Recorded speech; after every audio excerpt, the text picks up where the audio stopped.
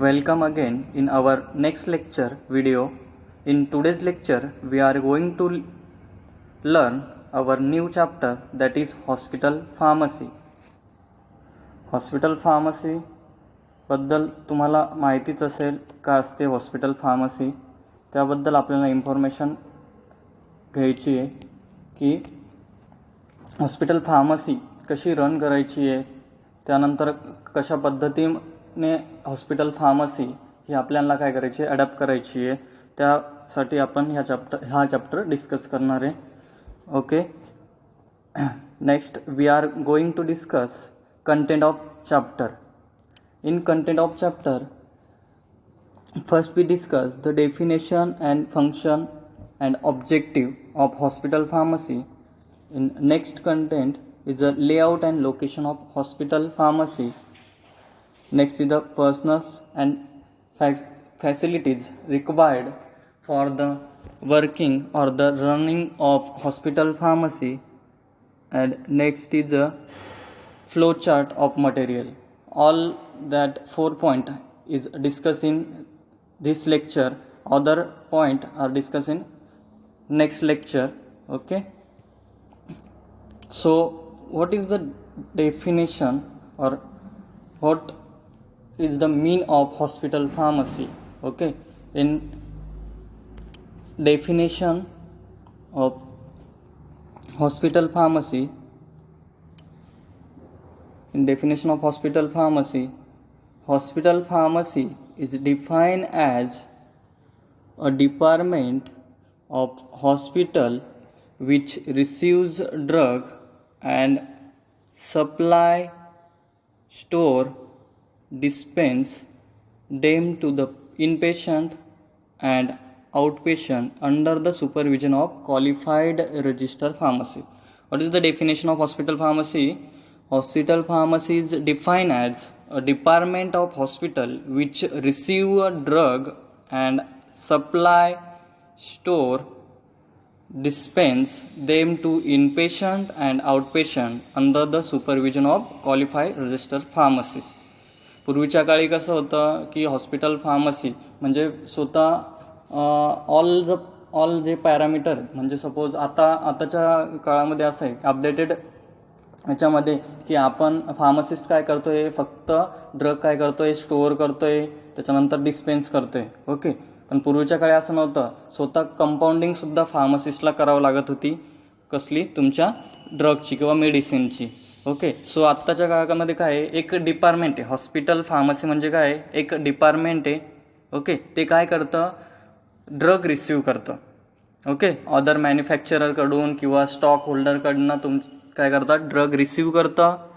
Okay, त्यानंतर ते drug receive केलेले ते स्टोअर करतं. स्टोअर केल्यानंतर डिस्पेन्स करतं देम टू द इनपेशंटला किंवा आउटपेशंटला काय करतं, ते डिस्पेन्स करतं, म्हणजे देतात ते. त्यानंतर ही जी प्रोसेस आहे, ही सर्व किंवा ही डिस्पेन्सिंगची प्रोसेस आहे, रिसिव्हिंगची प्रोसेस आहे, याच्यासाठी वेल क्वालिफाईड फार्मसिस्ट म्हणजे रजिस्टर फार्मसिस्ट असणं गरजेचं आहे तुम्हाला. ओके, सो हे आहे तुमच्या डेफिनेशनचा meaning. It is a actual practice of pharmacy on हॉस्पिटलमधली ही काय आहे, एक ॲक्च्युअल प्रॅक्टिस आहे. So next point in the chapter is the objective of hospital pharmacy. What is the objective of hospital pharmacy?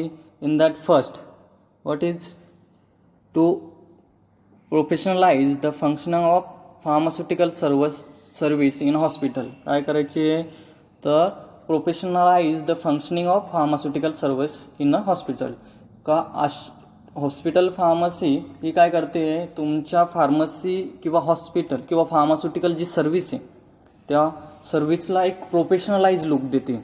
Okay, का जी look आहे तुमच्या pharmacy प्रोफेशनचा किंवा फार्मास्युटिकल सर्व्हिसचा, तो लुक काय करतो आहे, प्रोफेशनलाइजमध्ये कन्वर्ट करते. ती प्रोफेशनलाइज दिसण्यासाठी काय करतो आहे आपण, त्याचे ऑब्जेक्टिव्ह आहे. त्याच्यानंतर next, to ensure the availability of the right medication at right time in the right dose at minimum possible cost. काय करायचं आहे, to ensure the availability of right medication at right time in the right dose at a minimum possible cost. जेव्हा कधी पेशंटला गरज पडेल मेडिसिनची, okay, त्यावेळेस फार्मासिस्टने काय ऑब्जेक्टिव्ह आहे त्याचा, फार्मासिस्टने काय फार्मसी किंवा हॉस्पिटल फार्मसीने काय ऑब्जेक्टिव्ह हे केलं पाहिजे, हेल्प केलं पाहिजे का right medication at right time. Right medication, बरोबर मेडिकेशन राईट टायमिंगला, म्हणजे ज्या टाईमला लागतं आहे त्या पेशंटला त्या टाईमला प्रोव्हाइड करणं विथ राईट डोस, म्हणजे जो प्रॉपर त्याचा डोस असेल त्याच डोसमध्ये त्याला ते दिलं पाहिजेत. आणि नेक्स्ट विथ मिनिमम कॉस्ट, म्हणजे जी कॉस्ट असेल त्या प्रोडक्टची मिनिमम पॉसिबल कॉस्ट असेल त्याच कॉस्टमध्ये काय केलं त्यांनी ते डिस्पेन्स केलं पाहिजेत. हे आहे तुमचं second objective. Okay, next objective, to teach the hospital pharmacist about the philosophy and ethics of hospital pharmacy and guide them to take responsibility of professional practice. काय करायचं आहे, फार्मासिस्टला काय करायचं आहे, फिलॉसॉफी किंवा इथिक्स जे आहे असले तुमचे हॉस्पिटल फार्मसिस्टचे, ओके, ते काय करायचे आहे, गाईड करायचे. फार्मसिस्टला गाईड करण्यासाठी काय ही हॉस्पिटल फार्मसी काय करते, एक मेन रोल याच्यामध्ये काय करते, प्लेस करते. ते काय करते, तुमच्या फार्मसिस्टला त्याच्या रिस्पॉन्सिबिलिटीज काय आहे किंवा प्रोफेशनल प्रॅक्टिसमध्ये तुमच्या रिस्पॉन्सिबिलिटी कसं तुम्ही इन्व्हॉल्व झालं पाहिजेत, कशा पद्धतीने पूर्ण प्रोफेशनल प्रॅक्टिस कॅरी आउट केली पाहिजेत, कशा पद्धतीने तुम्ही फार्मसी रन केली पाहिजेत, हॉस्पिटल फार्मसी कशी रन केली पाहिजेत, त्याबद्दल सर्व गाईडलाईन किंवा काही प्रॉब्लेम असतील तर ॲडवाईज हे कोण देतं तुम्हाला, हॉस्पिटल फार्मसी देते. Next point, to strengthen the management skill of hospital pharmacist working as the head of department. Okay, in hospital pharmacy there are various department. So in that department pharmacist is appointed. So for the betterment or for the all the holding of that department, the pharmacist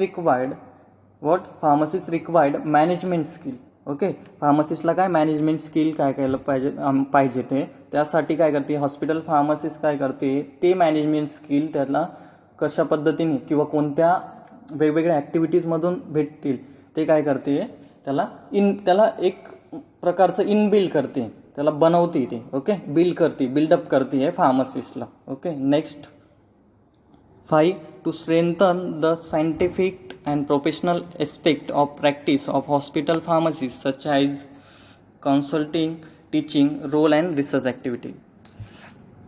Scientific and professional aspect of practice मध्ये काय केलं पाहिजे, hospital फार्मसिस्टचा role आहे का strong करायचे आपल्याला. Scientific and professional aspect जे आहे किंवा प्रॅक्टिसचे जे ॲस्पेक्ट आहे, म्हणजे जे रूल्स असतील, जे रेग्युलेशन्स असतील, ते प्रोफेशनॅलिटी आहे ती त्यांना काय करायची आहे किंवा आपल्याला काय करायची, स्ट्रॉंग करायची. ओके, त्याच्यासाठी काय आहे, काउन्सलिंग करायची, पेशंटला काउन्सलिंग करतो किंवा टीचिंग रोल असेल, काही रिसर्च ॲक्टिव्हिटी असतील ते आपल्याला काय स्ट्रॉंग करायचे. त्याच्यामध्ये पण तुमच्या काय हॉस्पिटल फार्मसीचा एक मोठा वाटा आहे. त्याच्यानंतर नेक्स्ट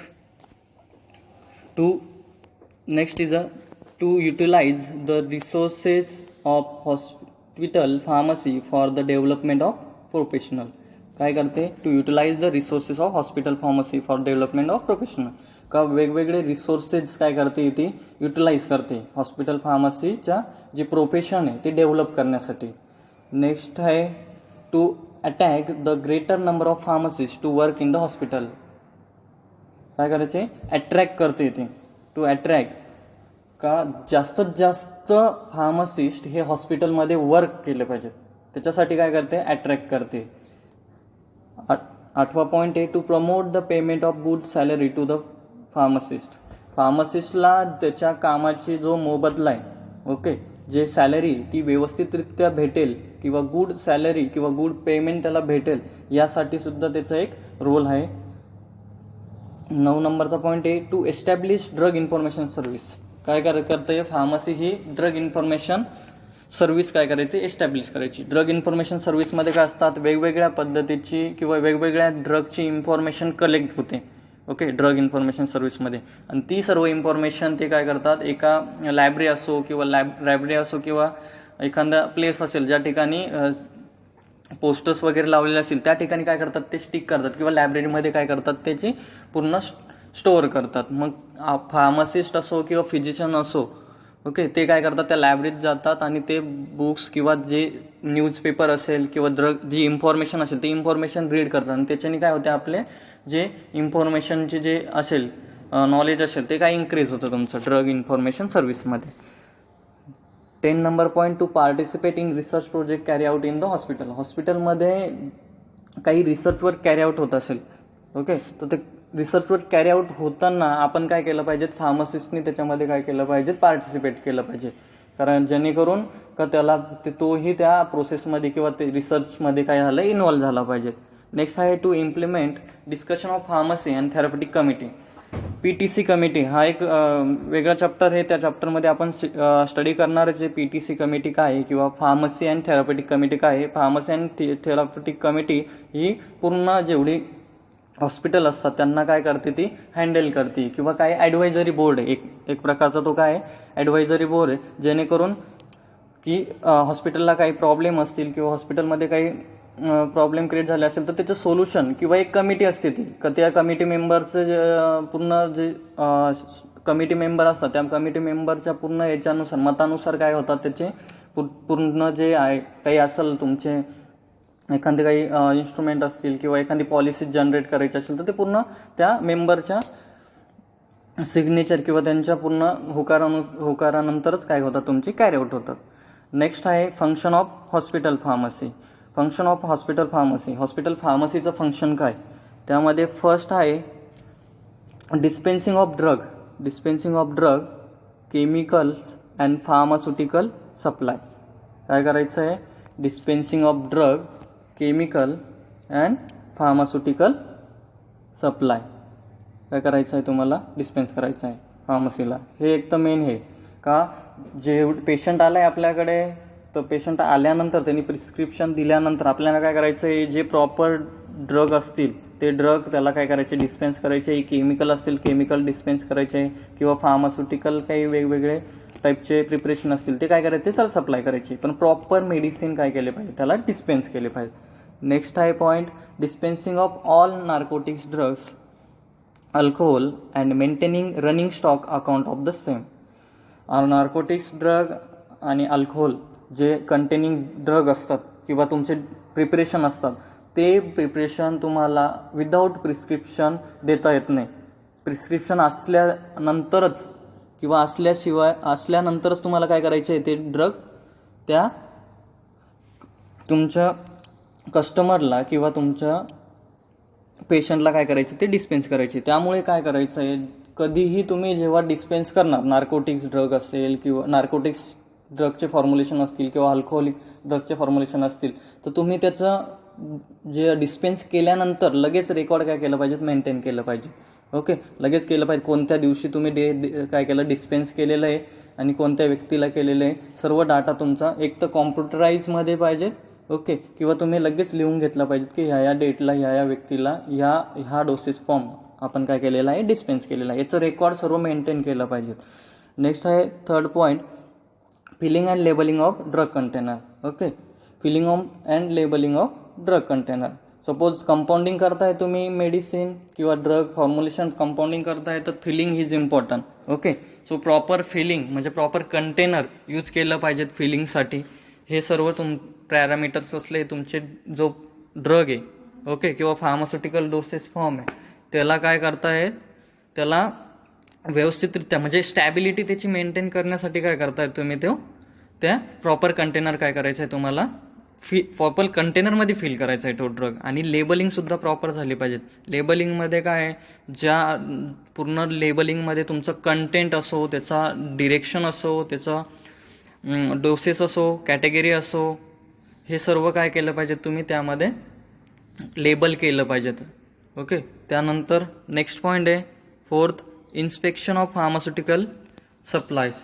काय इन्स्पेक्शन ऑफ फार्मास्युटिकल सप्लायज, जेवढेही तुमचे फार्मास्युटिकल डोसेस फॉर्म सप्लाय करताय तुम्ही, त्याचं इन्स्पेक्शन तुम्ही एक तर वीकली केलं पाहिजे किंवा मंथली केलं पाहिजे. का तुम्ही जे फार्मास्युटिकल डोसेस फॉर्म सप्लाय करताय ते प्रॉपरली तुम्ही सप्लाय होत आहे की नाही, प्रॉपरली ते तुमचे जे रॅक्स असतात त्याच्यावरती व्यवस्थित ॲडजस्ट केलेले आहेत की नाही, स्टॉक आपला व्यवस्थित मेंटेन आहेत की नाही, काही प्रॉब्लेम तर नाही स्टॉक मेंटेनन्सला, हे सर्व इन्स्पेक्शन तुम्ही स्वतः वीकला किंवा तुम्ही मंथली हे केलं पाहिजे. नेक्स्ट आहे 5 नंबरचा, maintain satisfactory system of record and book keeping of all product available in hospital pharmacy. काय जेवढे सिस्टीमचे असतील किंवा जेवढे प्रोडक्टचे रेकॉर्ड आहे ते काय करायचे, तुम्ही पूर्ण रेकॉर्ड मेंटेन करायचे एका बुकमध्ये.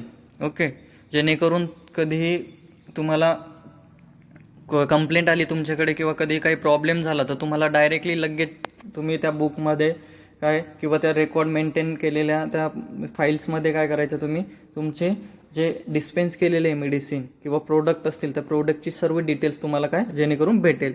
नेक्स्ट आहे to maintain stock of approved drug. Okay, फार्मसिस्टने आपल्या फार्मसीमध्ये जे अप्रूव्ड ड्रग आहे तेच फक्त काय करायचे, स्टॉक करायचे. अप्रूव्ड ड्रगच स्टॉक करू शकतो फार्मसिस्ट, अनअप्रूव्ड ड्रग स्टॉक करू शकत नाही. ओके, अनअप्रूव्ड ड्रग्स जर स्टॉक केले तुम्ही तर जेव्हा FDI इन्स्पेक्टर येईल तर तो काय करेल, तुमचं लायसन कॅन्सल करू शकतो. त्याच्यामुळे काय आहे, to maintain stock of approved drug, फक्त अप्रूव्ड ड्रगच फक्त काय करायचे तुमच्या फार्मसीमध्ये काय करायचे तुम्ही ठेवायचे, जेणेकरून तेच ड्रग तुम्ही काय करणार त्याला पेशंटला डिस्पेन्स करू शकतात. नेक्स्ट पॉईंट आहे 7, to maintain adequate control over dispensing of drug. काय next point, to maintain adequate control over the dispensing of drug. जेव्हा तुम्ही ड्रग डिस्पेन्स करताय तेव्हा काय करायचं आहे, तुमचा कंट्रोल पाहिजे ते किंवा ॲडिक्वेट कंट्रोल पाहिजे. जेव्हा डिस्पेन्सिंग करताय तेव्हा ॲडिक्वेट कंट्रोल म्हणजे काय आहे, सपोज तुम्ही ड्रग डिस्पेन्स करताय तेव्हा तुम्ही जर सपोज मी मागे सांगितलं तुम्हाला नार्कोटिक्स ड्रग असेल, अल्कोहोल ड्रग असेल तर त्या ड्रगचं तुम्हाला रेकॉर्ड किंवा कोणाला डिस्पेन्स केलेलं आहे, कोणत्या डेटला डिस्पेन्स केलेलं आहे ते तुमचं रेकॉर्ड मेंटेन करणं गरजेचं आहे. ओके, विदाऊट प्रिस्क्रिप्शन तो ड्रग तर आपण किंवा तो डोसेस फॉर्म आपण काय करत डिस्पेन्स करतच नाही. त्याच्यामुळे हा जो कंट्रोल आहे पूर्ण तुमचा, तो कंट्रोल तुमचा काय पाहिजे, त्या तुमच्या डिस्पेन्सिंग ऑफ ड्रगवरती पाहिजे ते. नेक्स्ट पॉईंट आहे 8 नंबरचा, to maintain correct specification of drug. And 9 point, to maintain correct costing of drug. काय, to maintain correct specification of drug. Next आहे to maintain correct costing of drug. Specification and cost ड्रगची ही काय झाली पाहिजेत, correct maintain झाली पाहिजे.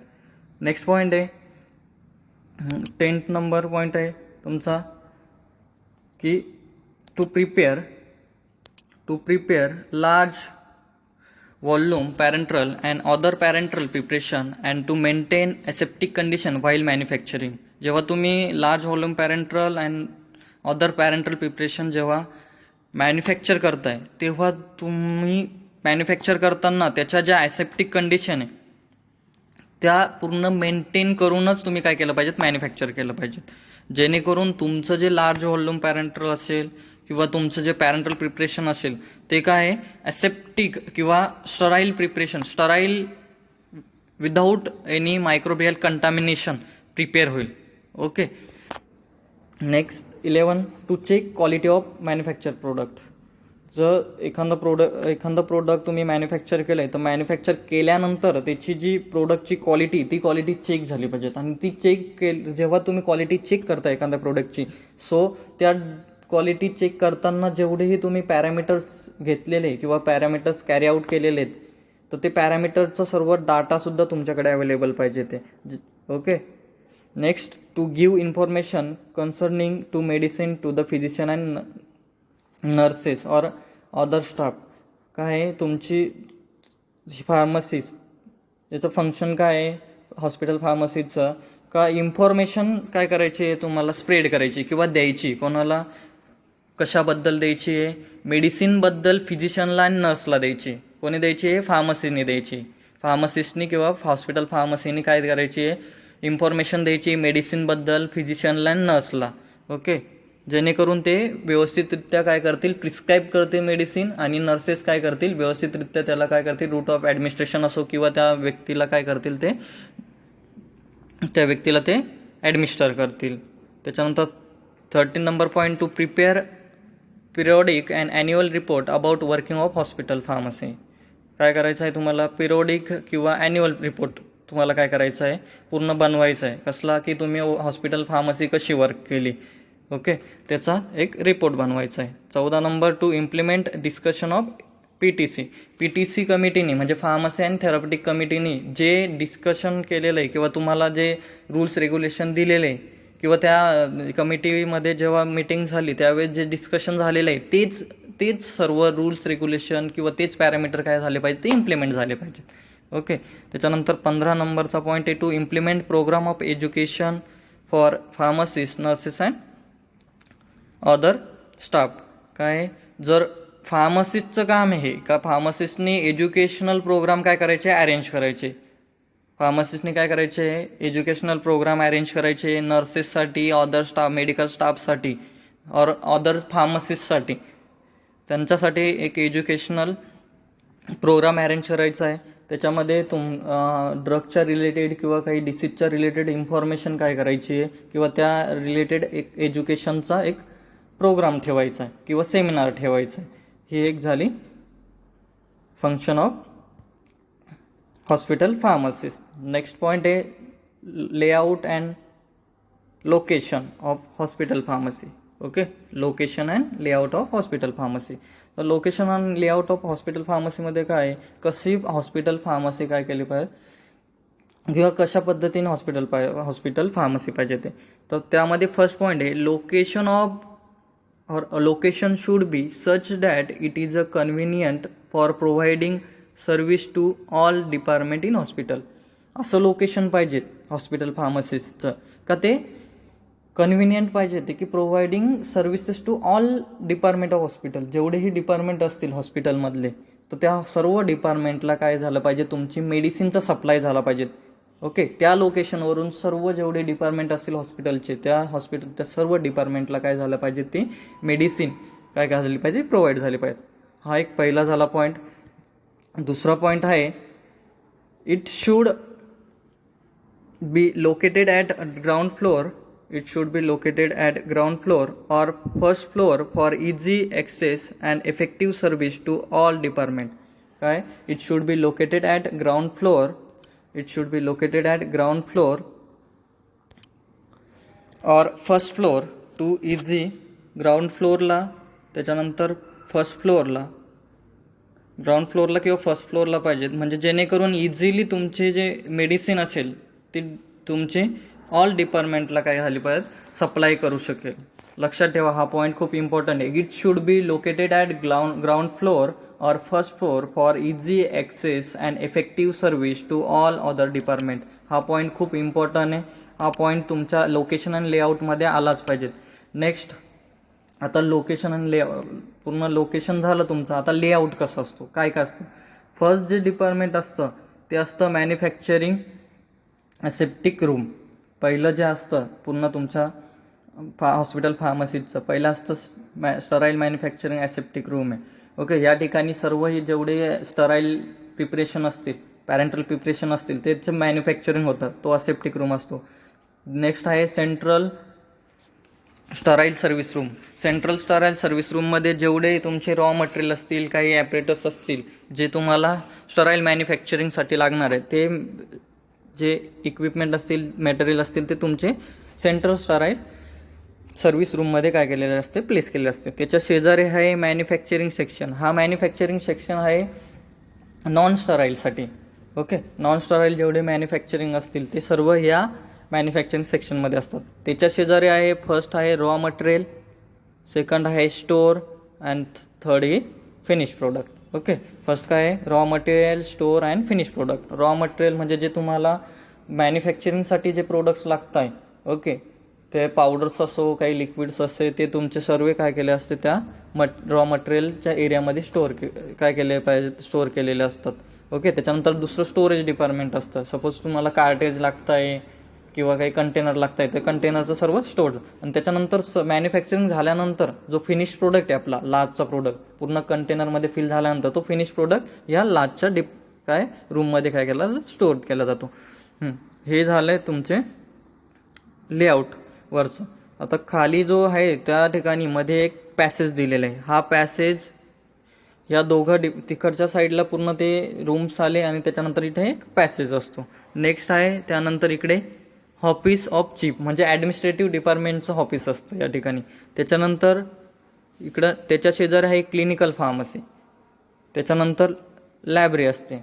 Okay. लायब्ररीमध्ये काय आहे, लायब्ररीमध्ये बुक्स वगैरे काय केलेले असतात पूर्ण ठेवलेले असतात, जेणेकरून मी सांगितलं आहे ड्रग इन्फॉर्मेशन सर्व्हिस आहे. ड्रग इन्फॉर्मेशन सर्व्हिसमध्ये काय आहे वेगवेगळ्या ड्रगचे इन्फॉर्मेशन असतात आणि ते इन्फॉर्मेशन एका लायब्ररीमध्ये काय करतात ते स्टोअर करतात, जेणेकरून कोणाला काही प्रॉब्लेम आला किंवा कोणाला काहीतरी इन्फॉर्मेशन गॅदर करायची असेल तर किंवा त्या ठिकाणी जाऊन लायब्ररीमध्ये जाऊन तो काय करू शकतो, रीड करू शकतो आणि नवीन इन्फॉर्मेशन काय करू शकतो तो घेऊ शकतो.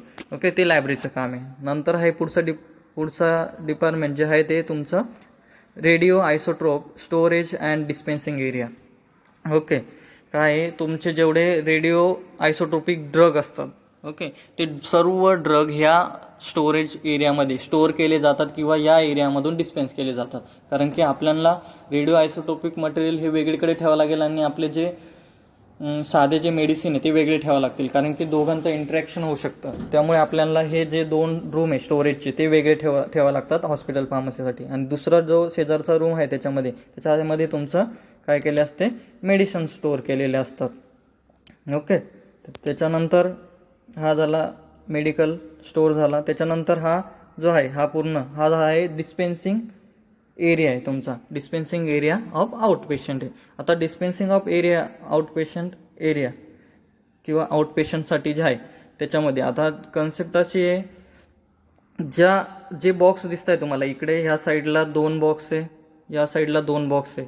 तर आता ह्या बॉक्सबद्दल इन्फॉर्मेशन देतो किंवा ह्या विंडोज आहे. बॉक्स म्हणजे हे तुम्हाला बॉक्स दिसत आहे, ह्या विंडोज आहे तुमच्या डिस्पेन्सिंग विंडोज ह्या. ओके. डिस्पेन्सिंग विंडोज आहे ह्या काय काम करतात ते सांगतो किंवा या कशा वर्क करतात. ह्या जो फर्स्ट 2 विंडो ज्या दिसत आहेत ह्या विंडोजमधून प्रिस्क्रिप्शन काय करतात फार्मासिस्ट घेतात. प्रिस्क्रिप्शन घेतात फार्मासिस्ट. जेव्हा ह्या 2 विंडोमधून पेशंट आधी प्रिस्क्रिप्शन देतो, प्रिस्क्रिप्शन आतमध्ये जाते. ओके. आतमध्ये गेल्यानंतर फार्मासिस्ट चेक करतो मेडिसिन कोणतं आहे. सपोज जर मेडिसिन अवेलेबल असेल त्याच्याकडे, कंपाऊंड केलेले असेल, मॅन्युफॅक्चर झालेले असतील, तर तो काय करतो त्या मेडिसिन सर्व सेपरेट आउट करतो किंवा एक साईडला काढून ठेवतो. किंवा एखादी मेडिसिन नसेल ती कंपाऊंडिंग करावं लागत असेल त्याला, तर मग काय करायचं तो कंपाऊंडिंग करतो. कंपाऊंडिंग सर्व झाल्यानंतर सर्व त्या मेडिसिन एका ट्रेमध्ये घेऊन त्याच्यानंतर नेक्स्ट ज्या 2 विंडोज आहे या विंडोजमध्ये तो पेशंट यायचा आणि या 2 विंडोजमधून काय करतात ते डिस्पेन्स करतात. ओके. या 2 विंडोमधून तो फार्मासिस्ट काय करतो ते मेडिसिन पेशंटला डिस्पेन्स करतो. सपोज त्यानंतर हा एक एरिया आहे कोणता आहे वेटिंग फॉर OPD पेशंट. जर कंपाऊंडिंगला टाईम लागणार असेल, ओके, जर मेडिसिन कंपाऊंडिंगला टाईम लागणार असेल तर पेशंटसाठी वेटिंग एरिया असतो. तर त्या ह्या एरियामध्ये पेशंटने काय करायचं वेट करायचं आहे. जेव्हा कंपाऊंडिंग झाली तुमचे मेडिसिन सर्व एका ट्रेमध्ये सर्व साईडला काढून ठेवले त्यानंतर मग तुम्हाला काय केलं जाईल कॉल केला जाईल, सांगितलं जाईल की तुमच्या मेडिसिन सर्व काय तयार आहेत आणि तुम्ही त्या घेऊ शकतात. ओके. तर ह्या वेटिंग एरियामध्ये काय करतात ते पेशंट काय केलं जातं बसवलं जातं. नेक्स्ट आहे पर्सनल्स अँड फॅसिलिटीज.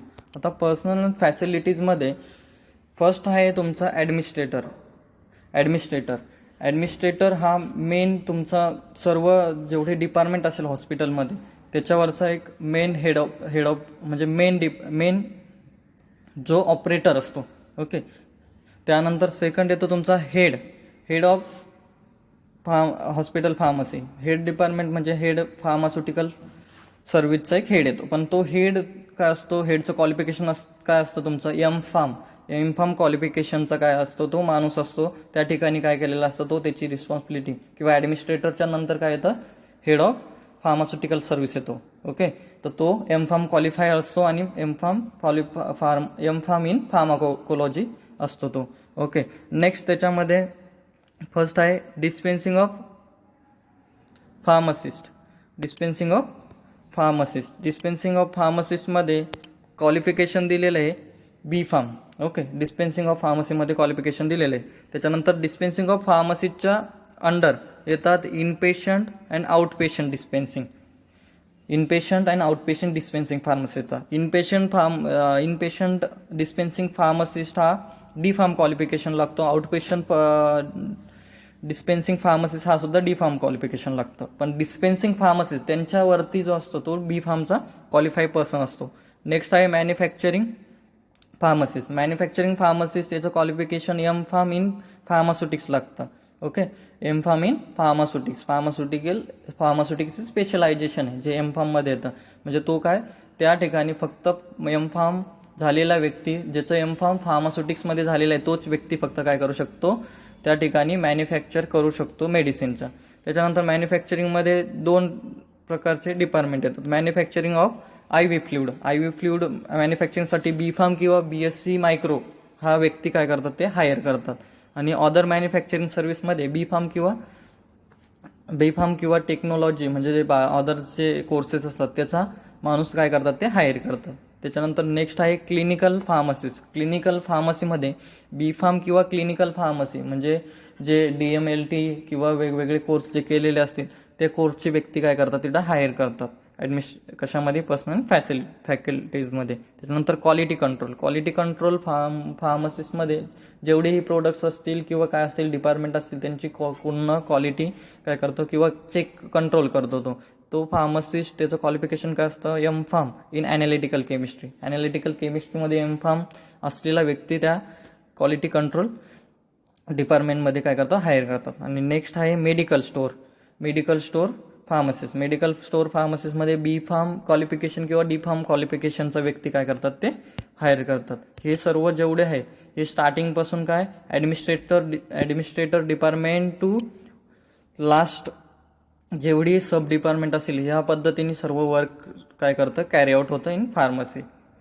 हॉस्पिटल फार्मसीमध्ये. आता फार्मासिस्ट रिक्वायरमेंट जी आहे ती as per bed size. Okay, hospital फार्मसीमध्ये जे फार्मसिस्टची रिक्वायरमेंट आहे ते बेडच्या वरती रिक्वायरमेंट आहे. अप टू 50 बेडसाठी 3 फार्मासिस्ट तुम्हाला रिक्वायर्ड आहे.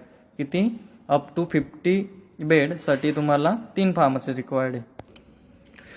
Up to 50 bed 3 pharmacist required. And next is up to 100 बेडसाठी किती फार्मसिस्ट रिक्वायर्ड आहे या ठिकाणी दिलेलं आहे. अप टू 100 बेड्स तुम्हाला लागतात 5 फार्मसिस्ट. ओके, त्याच्यानंतर अप टू 200 बेड्स जर 200 बेड असेल हॉस्पिटलमध्ये तर 8 फार्मसिस्टची रिक्वायरमेंट आहे. ओके, त्यानंतर अप टू 300 बेड असतील, जर 300 बेड असतील आपल्या हॉस्पिटलमध्ये तर 10 फार्मसिस्टची रिक्वायरमेंट आहे तुमच्या फार्मसीला. आणि जर 500 बेड असतील हॉस्पिटलमध्ये म्हणजे 500 बेड म्हणजे 500 पेशंट काय करतात त्या ठिकाणी ॲडमिट होऊ शकतात. तर 500 बेडची जर कॅपॅसिटी असेल तर 15 फार्मसिस्ट तुम्हाला रिक्वायरमेंट आहे. हे सुद्धा खूप इम्पॉर्टंट आहे, स्ट्रेंथ ऑफ फार्मसिस्ट और requirement of pharmacist in hospital. तर हा टेबल पूर्ण काय करायचा आहे, तुम्ही व्यवस्थित लर्न करायचा आहे आणि हा लक्षात ठेवायचा आहे. त्यानंतर नेक्स्ट फ्लोअर स्पेस रिक्वायरमेंटमध्ये तुम्हाला जे फार्मसी रन करायची तर ती फार्मसिस्टला जागा किती पाहिजे ते तुम्हाला फ्लोअर स्पेस रिक्वायरमेंटमध्ये किंवा कोणत्या फ्लोअर्सला पाहिजे ती ऑलरेडी लोकेशनमध्ये आपण लर्न केलेलं आहे की लोकेशनमध्ये तुमचा जो फार्मसी बरोबर हॉस्पिटल फार्मसी ही फर्स्ट फ्लोअरला किंवा ग्राउंड फ्लोअरला पाहिजे जेणेकरून तुमच्या ऑल डिपार्टमेंटला काय झालं पाहिजे, सप्लाय झाला पाहिजे. आता फ्लोअर स्पेसमध्ये फर्स्ट पॉईंट आहे the pharmacy required a minimum of 250 square feet for any size hospital. कोणत्याही साईजचं हॉस्पिटल असेल तर 250 स्क्वेअर फीटपर्यंत काय पाहिजे तुमची मिनिमम 250 स्क्वेअर फीट जागा पाहिजे तुमची फार्मसीसाठी हॉस्पिटलमध्ये. दुसरा आहे basic requirement is 10 square feet per bed in 100 bed hospital. Basic requirement काय आहे? 10 square feet per bed in 100 bed hospital, 10 square feet लागते. त्याच्यानंतर नेक्स्ट आहे floor of hospital should be smooth, easily washable and acid resistance. तुमचे जे हॉस्पिटलचे floor असेल okay, तर ते व्यवस्थितरित्या स्मूथ आणि इझी पाहिजेत आणि इझिली वॉशेबल पाहिजे ते. नेक्स्ट आहे the wooden cabin should be laminated. Okay, wooden cabin म्हणजे तुमचे फर्निचर असेल ते फर्निचर सर्व लॅमिनेट केलेलं पाहिजे, ते व्यवस्थित फर्निचर पाहिजे ते, जेणेकरून तुम्हाला व्यवस्थितरित्या मेडिसिन काय करता येईल, तुम्हाला त्या ठिकाणी स्टोअर करता येईल. नेक्स्ट आहे इक्विपमेंट कोणते कोणते यूज करतात हॉस्पिटल फार्मसीमध्ये. त्यामध्ये दोन टाईप आहेत. त्याच्यामध्ये फिक्स इक्विपमेंट आहे आणि नेक्स्ट आहे तुमचं फिक्स इक्विपमेंट आणि नेक्स्ट आहे एक फिक्स इक्विपमेंट आणि नेक्स्ट आहे तुमचं movable equipment. Okay, in first fix equipment काय असतं? Those equipment required installation and fix to the building. काय असतं? The equipment required installation and fix to the building. म्हणजे ते हलू शकत नाही, मूवेबल नाही. ते एकदा फिट केले, एकदा त्या ठिकाणी इन्स्टॉल केले, ठेवले की त्या ठिकाणी ते त्या ठिकाणावरून ते काय करत नाही, मूवेबल करू शकत नाही, मूव्ह करू शकत नाही. त्याच्यामध्ये कोणते कोणते येतात? कॅबिनेट येईल, तुमचं स्नीक येईल, म्हणजे बेसिंग वगैरे हे तुमचे इक्विपमेंट कशात येतात? त्यामध्ये येतात. नेक्स्ट आहे तुमचं मूवेबल इक्विपमेंटमध्ये those equipment can be move and not permanently fix in बिल्डिंगमध्ये परमनंटली फिक्स नाही, मूव्ह करू शकतात. त्याच्यामध्ये कोणते कोणते येऊ शकतात तुमचे?